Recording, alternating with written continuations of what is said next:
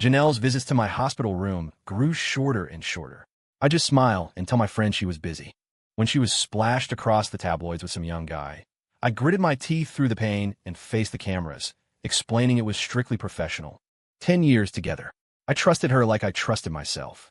Until the day I saw him lean in to kiss her, and suddenly my head was flooded with something else, something alien. It turned out I was the tragic lost love of the main character in some cosmic redemption story, destined to die early. Our love story, just a footnote. Her real life, her true story, only began when she fell for the hero. I coughed up blood again. The painkillers weren't touching it anymore. The doctor, his eyes full of pity, told me I had a month tops. Ever since the late-stage stomach cancer diagnosis last year, it's felt like a nightmare I couldn't wake up from. But the gnawing pain, a constant, cruel companion, was a brutal reminder that this was real. Panic clawed at me. My hands trembled as I called Janelle, but it went straight to voicemail. A little later, a text popped up. Swamped. Right. With the company we'd built together finally taking off, she was busier than ever. When I was first diagnosed, Janelle had been by my side for a whole month, barely sleeping, taking care of everything. But lately, sometimes a whole week would go by without me seeing her. I'm not the type to make a scene, and I didn't want her to neglect work because of me. I just texted back. Work's always going to be there. Take care of yourself. Janelle didn't reply. Probably in a meeting or with a client. I understood, but it didn't stop the bitter taste in my mouth. That afternoon, the little boy in the next bed, the one with pancreatic cancer, passed away. His parents were devastated, their cries echoing in the hallway. His mother fainted right there. Would Janelle be this heartbroken when I was gone? I couldn't bear to witness another goodbye that raw, not when my own was so close. As they wheeled the boy's body out, I checked myself out of the hospital. I had my caregiver take me to Sunlight Academy. When you're staring death in the face, you gravitate towards life, towards vitality. Anything to forget the fear and pain, even for a moment. I was no different. The pain made walking impossible, so I sat in my wheelchair, watching the kids laugh and play. Janelle and I had funded this elementary school. She'd even named it Sunlight Academy. I remembered her snuggled in my arms back then, saying, "They say good deeds bring good karma. Maybe this means we'll grow old together, and the business will keep booming." Our company did keep growing. Too bad I wouldn't be there to see her grow old. I was dying. A wave of searing pain in my stomach yanked me back to the present. I fumbled for a tissue, a grimly familiar routine, and spat blood into it. But as I looked up, a cold sweat breaking out on my forehead, I saw her. Janelle, standing not too far away. And next to her, Leo Carter, a student I'd sponsored, the same one from those tabloid photos. They were too far away for me to hear what they were saying. All I could see was Leo leaning in as if to kiss Janelle. I froze. She was swamped, too busy to take my call because she was busy with another man. For the first time, I realized that Janelle, the Janelle who used to cling to me, whispering sweet nothings, could lie to me. A metallic taste filled my throat. I couldn't hold it back. I coughed, a spray of red, and then everything went dark. Drifting in and out of consciousness, I heard a cacophony of voices. My mind was clear, but I couldn't open my eyes. Instead, I watched my life flash before me, like a movie reel in a dream. So this was it. I was the tragic first love, the one who dies early in the heroine's redemption arc. While the first love lay dying, the heroine and the hero, Leo, grew closer. His mentor was a brilliant but eccentric oncologist, and she hoped to persuade him to save her dying love. The hero agreed, but on one condition. She had to pretend to be his girlfriend to get his family off his back about marriage. She agreed, but the first love was too far gone. No medicine could save him. He died anyway. The heroine was consumed by grief, and the hero, a constant, warming presence like a small sun, stayed by her side, eventually taking the place of the lost love in her heart. When I woke up, my chest ached with a dull throb. That feeling of being a spectator watching the woman I loved fall for someone else. It was unbearable. Janelle saw me open my eyes and burst into tears of relief. Her eyes were red as she gripped my hand. "Alex, you're finally awake. You scare me half to death. You're in such bad shape. Why would you just check out of the hospital without a word? If something happened to you, what would I do?" It wasn't without a word. I'd called her. She hadn't answered. A bitter taste filled my mouth. If I die, it just makes room for the new guy. Janelle's eyes widened in panic. She rushed to explain, "There is no new guy. Leo tried to kiss me, but I pushed him away. I don't like him at all. If he weren't a student you sponsored, and if his mentor wasn't a top oncologist, I wouldn't have let him anywhere near me." Her face flushed. She was so agitated. I didn't say whether I believed her or not. I just said, tiredly, I want to go home, and I want to eat something you've cooked. I can cook for you here at the hospital. Let's not check you out. You need to cooperate with the doctors. Get better, okay? I found a private VIP room too lonely before, which is why I'd moved to a regular ward. But with this latest downturn, Janelle wasn't indulging my whims anymore. She had them set me up in a private suite. It was almost like an apartment, kitchen, living area, small dining space. She could definitely cook here. Looking at Janelle's hopeful face, I finally nodded. Okay. She immediately ordered a load of groceries online and headed to the kitchenette to cook for me. I didn't want to condemn her based on a dream, no matter how vivid. But she had lied about being busy when she was with Leo. That was a fact. I picked up her phone. The passcode was my birthday. Easy. I scrolled through her messages with Leo on WhatsApp, then check her call log. They rarely texted, mostly just yeah, are you free? Type stuff. But they called each other. A lot. Hour-long calls. Even 6 months ago, when I was excitedly trying on tuxedos for our wedding, Janelle had been on the phone with him. On New Year's Eve, they'd talked for 11 hours. She'd been lying next to me, wishing me a happy new year, and she hadn't even hung up. Suddenly, I remembered the description of them from that damn story. Janelle only started interacting with Leo because of their deal, but when he was sick, she'd worry and take care of him. For his birthday, she'd pick out a thoughtful gift. When he said he was lonely on New Year's Eve and wanted to talk, she stayed on the phone with him all night. She always believed her heart belonged solely to Alex. But for someone as guarded as her, if she truly felt nothing for Leo, why would she be so attentive? Perhaps he had already found a way into her heart. I didn't know if Janelle's feelings had changed, but her visits to my room had become less frequent over the past 6 months. Her interactions with Leo had become more frequent, and she'd lied to me for him. Everything was unfolding just like in that story from my dream. Would it be that after I died, Janelle, just like in the story, would fall deeply in love with Leo, have a grand wedding with him, and never even think of the name Alex on again? I took a deep breath, trying to get a grip on my emotions. But an unspeakable sadness enveloped me, nearly suffocating me. My stomach churned with agony. I gritted my teeth, reaching for the painkillers. But my limbs were weak, trembling with pain. I crashed to the floor. Alex! Janelle rushed out, her face pale. She called for the aide, who helped lift me back onto the bed. Her hand shook as she brought me painkillers and water, helping me take them. The dosage was already triple what it had been at the start. But they were useless. The pain in my stomach was still excruciating, like 1,000 tiny knives scraping inside me. I wanted to scream, to writhe on the floor, but I held it in. I didn't want Janelle to see me like that, so twisted and ugly with pain. Janelle, terrified, rushed to get my doctor.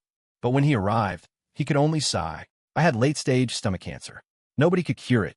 Janelle, let me go home. I don't want to spend my last days in a hospital. Just hold on a little longer. Leo's mentor is coming tonight. Alex, you're going to get better. And when you do, we'll have our wedding. The tuxedos, the rings, they're all ready. I've even hired a wedding planner.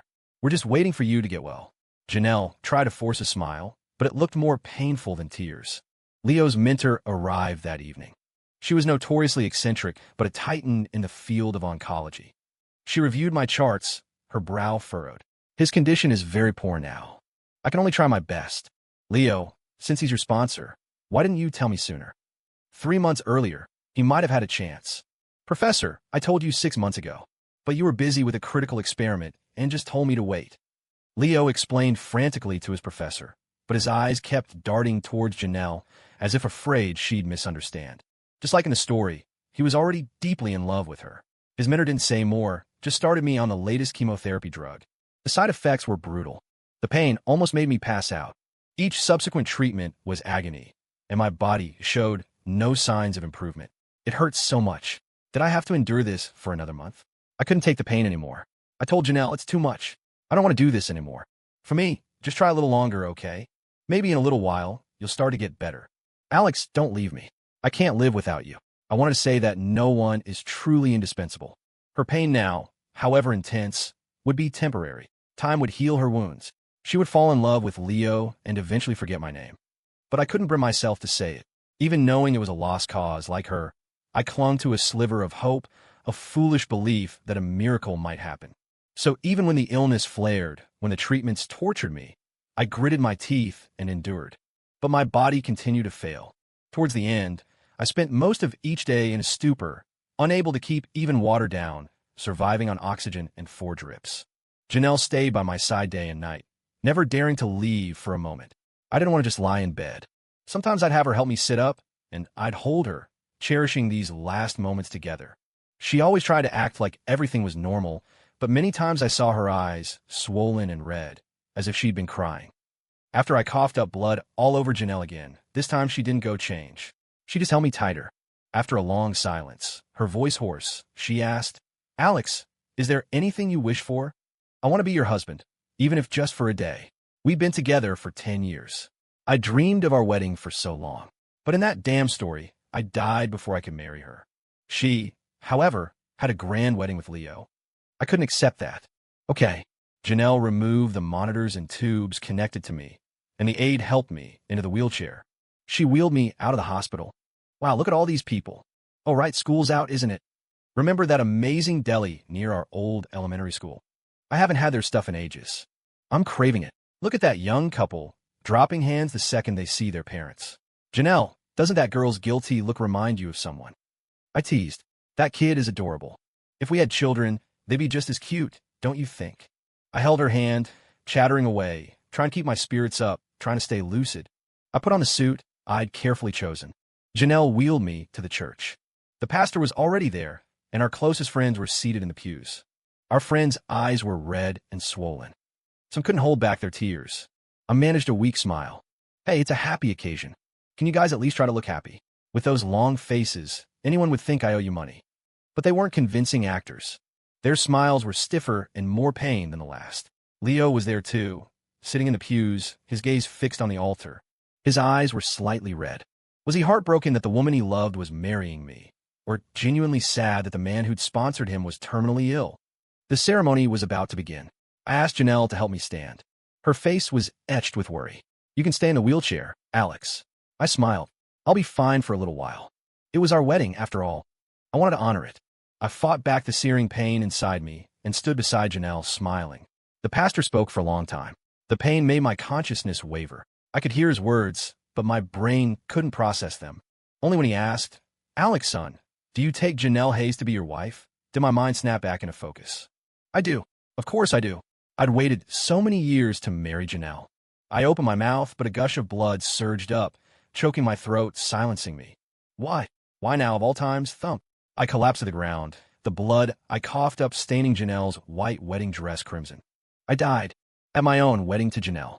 For more than 2 years, tortured by this illness, I had prayed constantly to be free from the pain.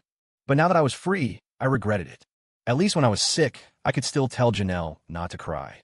As just a soul, I couldn't even hug her. Janelle placed the ring on my lifeless finger. She had my body taken home and watched over me all night, without closing her eyes. The next day, she had me cremated and held my funeral. After the funeral, Janelle started drinking heavily every day, drowning her sorrows until she was blind drunk. Leo, worried about her, came to the house. "Stop drinking. Mister, son would be heartbroken to see you destroying yourself like this." He was wrong. If Janelle had been indifferent after my death, that would have truly broken my heart. Leo reached for the bottle. Janelle smashed it over his head, then held the jagged, broken neck of the bottle to his chest. Her eyes were cold, venomous. "Your professor said if it had been 3 months sooner, Alex might have been saved. Why didn't you tell her earlier? I kept my end of the bargain with you. Is this how you repay me?" Leo, his face white as a sheet, stared at the shard of glass near his heart. "I told her once, 6 months ago, but she was busy with an experiment. Then why couldn't you have told her again? And again, it was so hard for me to become her student. I didn't dare annoy her. I worked so hard to get out of that small town, to make something of myself. I didn't want to throw away years of effort. Is that so wrong? Just because Alex's son gave me a few $1,000s for school, I was supposed to risk everything for him. Ruin my entire future. Someone as selfish as you. He never should have helped you in the first place. Get out." Murder blazed in Janelle's eyes. But just as she was about to plunge the glass into him, she threw it aside. "You people, born with silver spoons in your mouths, you have no idea how hard I've fought to get where I am. Alex's son sponsored me for $18,700. I'll pay it back." Leo clenched his fists, his gaze a mixture of deep affection and pain as he looked at Janelle. But she only caressed the photograph of me in her hand, not sparing him a single glance. His Adam's apple bobbed. He left, looking utterly dejected. Watching them, so hostile and on edge, filled me with complicated emotions. It was hard to imagine Janelle, who loved me so deeply now, would one day, because of Leo's kindness, his quiet endurance, his resilience, slowly change her heart. She would pity him, fall in love with him, and then there would be no place left for me in her heart. I didn't understand. I was born to parents, grew up like any normal person. How did I end up as a character in some story? My death merely a plot device. Janelle only drowned her sorrows for 7 days. Then, she pulled herself together and went back to work at the company. But without me by her side, her gentleness was gone. She reverted to her old self, moody, unpredictable. Everyone started to avoid her deliberately. Everyone except Leo. No matter how busy he was, he cooked for Janelle every day and brought the food to her office. Even when she threw in the trash right in front of him, he didn't give up. After Janelle tossed his food away yet again, Leo forced a smile. Ms. Hayes, you have a sensitive stomach. You need to eat regularly. Mr. Son sponsored me. Now that he's gone, I have to take care of you for him. Alex was kind enough to sponsor you, and you try to steal his wife. Leo, have you no shame? Leo's face turned ashen, his eyes bloodshot. He said, his voice strained, but you can't control feelings. I fell in love with you. What could I do? Is it wrong to love someone? Janelle stared at him coldly. Your love disgusts me. Leo looked at her in disbelief, then turned and stumbled away, as if genuinely heartbroken by her words. Janelle didn't even glance at him. She carefully picked up the picture frame on her desk, gently wiping it, her expression slowly clouding with sorrow. In the frame was a photo of me at Eagle Peak Summit. That was the day Janelle had confessed her feelings to me, the day we officially became a couple. To this day, I could still see her looking up at me, almost reverently, as she told me how she felt. Alex, can you be my son? Only mine. There were so many tourists. She stood there in the crowd, all the lines she'd secretly rehearsed completely forgotten, and finally blurted out that cheesy, old-fashioned line. But my face still burned, and my heart hammered in my chest. I awkwardly took the bouquet of flowers she offered, and she smiled shyly, snapping a picture. The sun was rising behind me, the breeze ruffling my hair, and I was there, holding the flowers, beaming at her. That photo she took captured that exact moment. My gaze shifted from the photo to Janelle's face. Her eyes were filled with an unmistakable pain. She loved me so much. How could she just fall in love with Leo later on? I felt agitated. I drifted out, wanting some peace and quiet, but I ran into a talkative male ghost. He probably hadn't had anyone to talk to in ages. He latched onto me, a stranger even in the afterlife, and wouldn't stop talking. My wife and I were high school sweethearts, all the way to marriage. She gave me fraternal twins, a boy and a girl. We had a great life. Everyone around us was envious. My wife said she'd love me forever. When I died in a car crash saving her, she was devastated. If it weren't for raising our 2 kids, she would have died with me. But it's only been 6 months, and she's already fallen for this colleague who's always been hitting on her. They're planning to get married. It's not that I want to possess her even after death, but how could she change her mind so quickly? The ghost was heartbroken. But being a ghost, he couldn't even cry. I wanted to tell him that human hearts are complex, that few people love only one person their entire lives, and that he shouldn't be so sad. But the words caught in my throat. I just felt a sharp pain in my own chest. When Janelle truly fell in love with Leo, I'd probably be even more devastated than this ghost. I patted his shoulder, then, with a heavy heart, drifted back to Janelle's office, watching her work with a lingering fondness. That evening, Janelle had a dinner meeting with a client. Leo happened to be working part-time as a waiter at that same restaurant. When he was serving their table, he saw her and faltered for a second. He twisted his ankle, and the tray of drinks he was carrying slipped. The client dodged quickly enough to avoid getting soaked, but half the drinks still splashed onto his expensive leather shoes, making a sticky mess. Leo's face paled. He apologized profusely. I'm so sorry, so sorry. I didn't mean to. Sorry?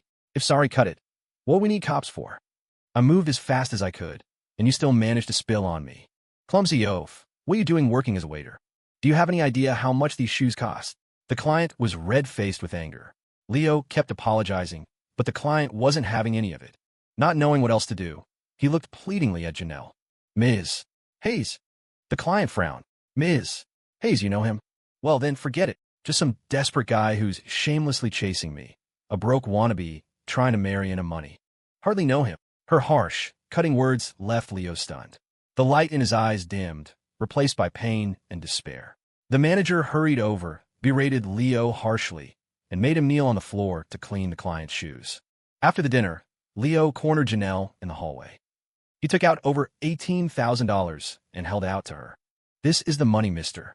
Son sponsored me with. I'm giving it back to you. I don't owe him anything anymore. And you don't have to feel guilty towards him, afraid to admit your love for me." In the private room, when his pride had been crushed, Leo's eyes had been red. Now he was smiling again. The story said he was like a weed, trampled countless times but still growing strong. He wouldn't be defeated by any hardship. Once he set his mind on someone or something, he'd never give up. That relentless spirit of his was always moving. But Janelle just took the money, her voice dripping with disgust. "Love you. You think you're worthy?" Leo's face flushed a deep red. Stubbornly, he said, "If you don't like me, then when Mr. Son was critically ill, why weren't you at the hospital? Why were you with me instead? When we were together, you used to sneak glances at me. I know you did. I didn't understand it either." Janelle had made a deal with him, but he hadn't forced her to be with him all the time. So I really didn't know if she'd actually developed feelings for him. But I clearly saw Janelle's fingers hanging by her side twitch slightly when she heard that. It was a telltale sign, something she did unconsciously when she felt guilty or flustered. Why flustered? Had Leo hit the mark? Janelle didn't explain. She just said, with revulsion, "Don't flatter yourself. Leo, stay away from me. I will never like you." With that, she left, looking more like she was fleeing in panic. My thoughts in turmoil, I followed her. Back home, she held a photo album, looking through it from my baby picture in a little black stroller, all the way to the one of me, gaunt and in a suit, standing in the church. Her tears never stopped.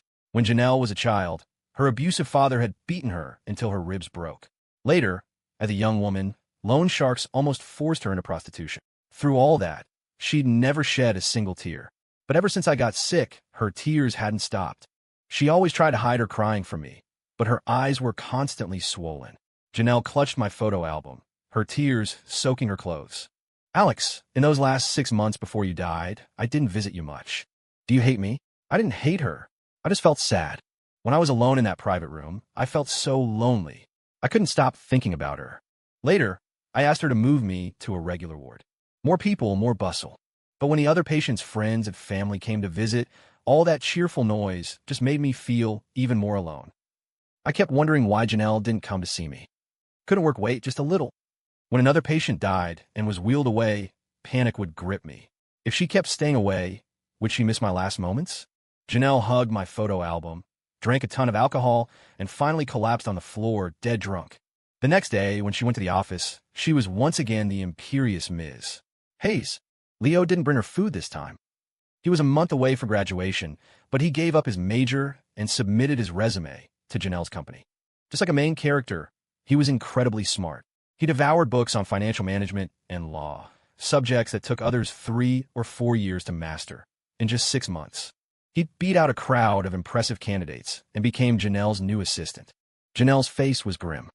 "What are you doing here?" She'd been down lately, constantly distracted. She'd only skimmed the list of candidates for the assistant position from HR. She hadn't known he was one of them. Leo never hid his feelings for her. "I love you. It doesn't matter if you hate me now. I'll follow in your footsteps and be the one standing by your side in the end." Janelle stared at him, her eyes dark, then suddenly let out a derisive laugh. She didn't fire him on the spot. Instead, for the next 2 months, in front of other employees, she verbally abused him with the harshest words. "I hired an assistant, not a gigolo. If you're so eager to sleep your way to the top, I can introduce you to a few clients. Did you come up with this idiotic, over-the-top proposal? Is your brain filled with water? You can't hold your liquor. Then what good are you as an employee? You should start your own company and be the boss."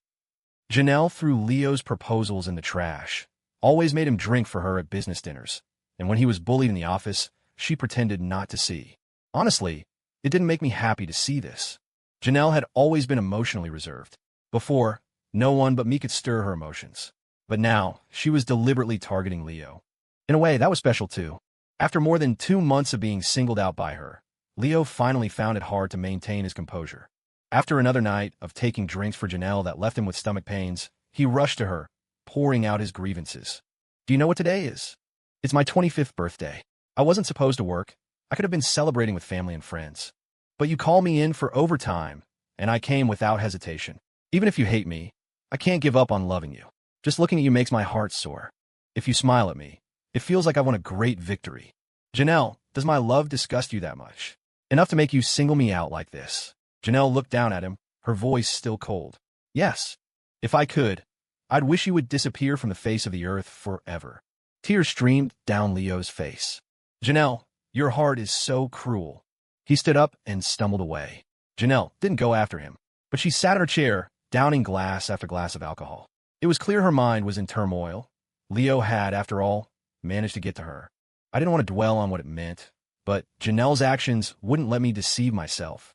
She spoke so harshly, but when Leo made one frantic phone call, saying his stepfather was about to beat him to death, she ran several red lights, rushing to his place with bodyguards.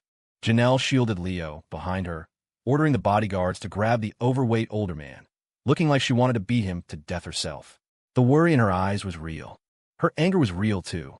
Before, I was the only one she cared about. Now, there was Leo, too. Just like in all those redemption stories, the heroine initially bristles with defenses against the hero, her words harsh, her actions cruel.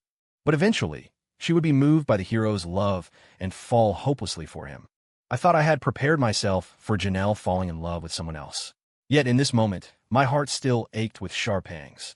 Police sirens wailed as they arrived, taking Leo's stepfather away. They also took Leo and Janelle to the station to give statements. Leo had almost been killed by his stepfather, but when he walked out of the police station, he seemed to be in pretty good shape. Ms. Hey, see, I knew you cared about me. You don't have to feel guilty towards Mr. Son for having feelings for me. When you love someone, you want them to be happy.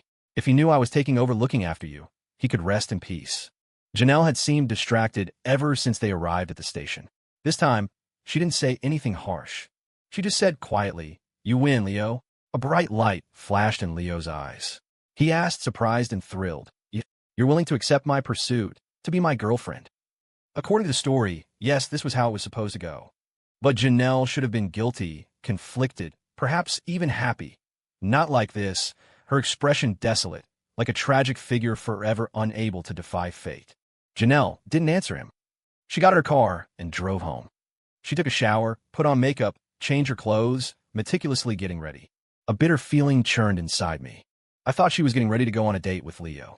But instead, she put on the floral dress she'd worn when she confessed her feelings to me at Eagle Peak. Carrying a bouquet of daisies, my favorite, she went to my grave. The 100 days of mourning are over. I've kept my vigil. Alex, I miss you so much. I can finally come see you. As Janelle smiled and plunged the knife into her heart, I heard a mechanical voice. Mission reboot, 10th failure. Female protagonist deceased. Storyline permanently closed. Janelle collapsed, her crimson blood staining my headstone, and she hugged the cold stone as if she were embracing the whole world. Janelle's perspective, my name, is Janelle Hayes. My father was an alcoholic. He couldn't live without a drink, perpetually wasted. My mother was a gambling addict. If she had a single cent, she wouldn't leave the casino tables. They usually ignored me, only seeking me out when they needed money. They'd drag me to my grandparents, putting on a sob story to swindle money from the old folks. When that trick stopped working, they'd beat me, curse me, then show my bruised body to my 4 grandparents to force them to cough up more cash. One time, they pushed it too far. My paternal grandfather had a stroke from the anger and died on the spot. After that, all our relatives cut ties with us. My parents, unrepentant, then forced me to beg on the streets and scavenge for recyclables to sell. Some people pitied me, giving me a little money so I could go home early in the dead of winter. But my parents would somehow find me, snatch the money, not even leaving me enough for a piece of bread. They fought constantly after getting married, but on the subject of getting money from me, they shared a rare, unspoken agreement. In the beginning, some neighbors took pity on me, giving me food or clothes. But then my parents would show up at their houses, falsely accusing a young couple of molesting me, demanding money from them every few days, even causing scenes at their workplaces. That couple, unable to bear the harassment, moved away quickly. After that, no one pitied me anymore. Everyone avoided me like the plague, terrified of being extorted by my family. My parents didn't care if I ate or drank. I usually managed to find scraps in restaurant dumpsters. But in the summer, food spoiled quickly. Even though I was used to eating garbage, I couldn't stomach food that rancid. When I was 5 and a half, I made up my mind to steal for the first time. I snuck the cheapest loaf of bread I could find. As I tried to run, a cherubic little toddler caught me. That toddler was Alex. He was 2 years younger than me, but already as tall as I was. I was mortified, my face burning red. But Alex just smiled at me. It's the trash-picking girl. Mommy says bread isn't enough. I'll use my allowance to treat you to a big meal. He was the son of my new neighbors. I'd seen him once. I knew getting close to him would bring trouble to his family, but I still said yes. I was just so desperate for a proper, filling meal. Alex took me to a popular family restaurant, chattering away, asking me what I liked to eat. For the next 5 days, he invited me to his house for dinner every day. I'd always hated kids. They'd mock my alcoholic father and gambling addict mother, make up rhymes to curse me, bully me. But those few days with Alex, I suddenly understood why so many people loved having a younger brother. I loved it too. On the 6th day, when my parents dragged me to the son's house, I thought my short, beautiful dream was over.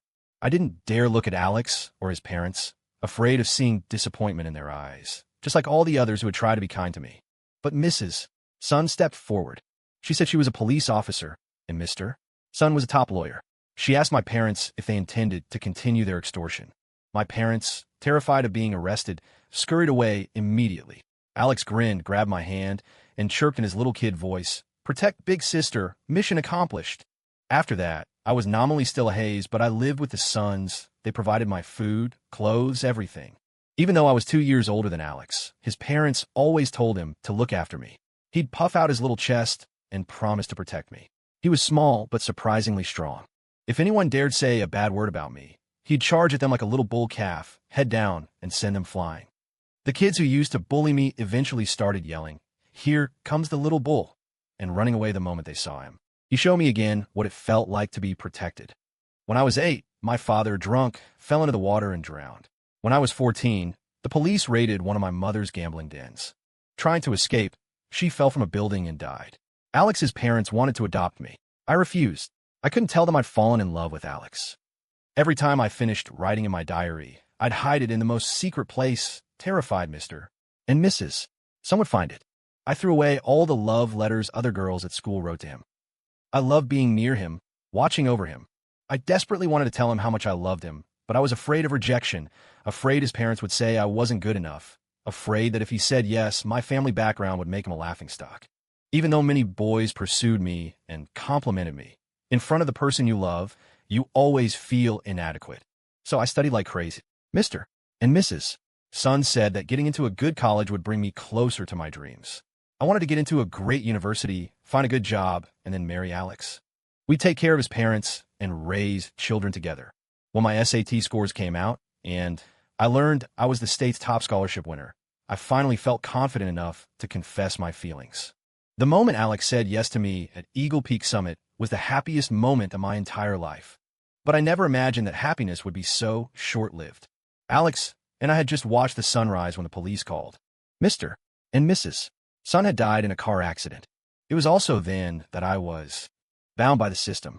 It told me I was the heroine and that I would end up with the hero, Leo Carter. Not only would Alex's parents die, but he too would die the day before his 28th birthday. What kind of twisted nonsense was this? It felt like some horrible, cruel joke. And yet, Alex did die on that day, in a car accident. The driver had been hired by Leo. I buried Alex. After 100 days of mourning, I killed myself at his grave. He was my son. Without him, I couldn't live. When I opened my eyes again, I was back at Eagle Peak Summit on the day I confessed to him, the day he said yes. The day before Alex's 28th birthday, I didn't let him leave the house, trying to prevent his death. But a burglar broke in. Alex found him, and the burglar stabbed him to death. That burglar was Leo's brother. I killed the burglar in the police station. I was executed, and when I opened my eyes, I was back at Eagle Peak Summit on that same day. The system told me the storyline was immutable. The tragic first love had to die. The heroine had to end up with the hero. I wouldn't accept it. I am human, a living, breathing person. I loved Alex. I only wanted to grow old with him. My heart only beat for him. Why should this damn system control my life? I hired bodyguards for Alex, made him wear a bulletproof vest, forced him to get regular checkups. To avoid the storyline, I even tried breaking up with him. I even killed Leo once. But no matter what I did, Alex would always die the day before his 20th birthday. This life was my 10th rebirth. The system told me, stop struggling. Your fate is sealed. You can't change it. If you try to defy it again this time, you will die permanently. I wasn't afraid of dying, but I was terrified of seeing Alex die, of seeing him suffer. So I went along with meeting Leo, pretended I didn't know about his disgusting intentions, endured his proximity, his touch. He probably didn't know that every time I was with him, I'd secretly watch him, my mind racing through 1,000 ways to kill him. The time I almost had my bodyguards beat his stepfather to death, I was thinking of my third life, of how his stepfather had kidnapped and tortured Alex. That man and his son were equally disgusting. I hated Leo with every fiber of my being. But if being with him could save Alex from his fated death, I was willing. Someone as wonderful as Alex deserved to enjoy life, not to live in pain, constantly facing the threat of death because of some damn storyline. But it was all useless. Alex still died. I started to regret not spending more time with him when he was alive. I hated the system. I hated Leo. But they had won. I couldn't outplay them. But I wouldn't compromise either. Since Alex had to die, then I would go with him. He, of all people, had always been most afraid of being alone.